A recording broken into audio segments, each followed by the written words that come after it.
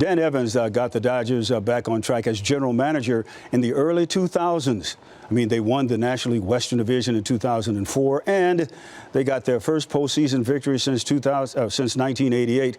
But even with success, Evans was out when the troubled Frank McCourt ownership era began. Still, he remembers his time in L.A. very fondly, and now he has a gig in Iowa that has brought him new happiness.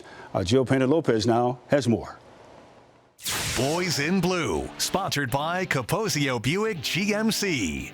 Your thoughts on that time and how you kind of got the franchise turned around there? You know, my experience in Los Angeles was spectacular. I loved it. I absolutely loved working for the Dodgers. I always looked at them as a model franchise, and they had slipped. And luckily, I worked for two great people. Bob Daly and Bob Graziano were unbelievably good people.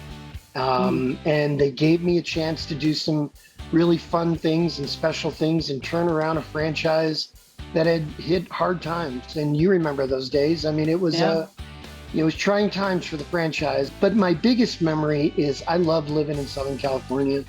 And I love the Dodger fans. They were demanding, they were hard. I mean, stops at the gas station were always filled with conversations about my employer. But there was a passion there. Had it not been for the ownership change, which was, as Dodger fans remember, was not a good time for the franchise, I think we would have done some even better things. Obviously, that was a bit of a tumultuous time period for the Dodgers. But did you feel like you sort of, put the franchise in good standing and in good position, especially with, the players that were on those teams? I do. And I think what we instilled again, Jill, was returning to the ways of the past, reestablishing a franchise that had gone wayward, kind of off its rails. We suddenly brought those people from the past and reestablished a commitment to the franchise's fan base, doing things the right way. For me, Jill, elevating the bar. But I admittedly, and Dodger fans need to know, I didn't root for him during the McCourt years. And I was very open about that. I didn't. But now I do. And I root for him because they have good people and they have a commitment to being excellent. You're a big supporter of Kim Ng, who was your assistant GM on those teams and stayed with the Dodgers for a long time. Your thoughts on what she was able to do with the Dodgers and then in turn becoming a general manager, first female general manager in baseball and all of the four major pro sports.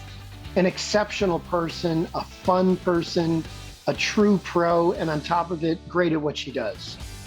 I was championing her cause for a long time. And because she was the best candidate, the problem was there were a lot of people running teams who weren't ready for that moment. And I give the Marlins credit because they were. She's exceptionally talented. The day that happened was one of the best days of my career. You've transitioned your career into doing some other things, and we see the cornfields back there, your COO of the Field of Dreams. What does that job entail, and what has that been like for you? It's everything that you think it is. It's an iconic, idyllic setting. My mother on her deathbed encouraged me to go because she and my dad had hung out there when they were filming the movie. The setting, the movie, the magnetism that it has 30 plus years after the movie was out is incredible. And then we were able to bring the two games to the site, and we'll bring more down the line, I'm sure.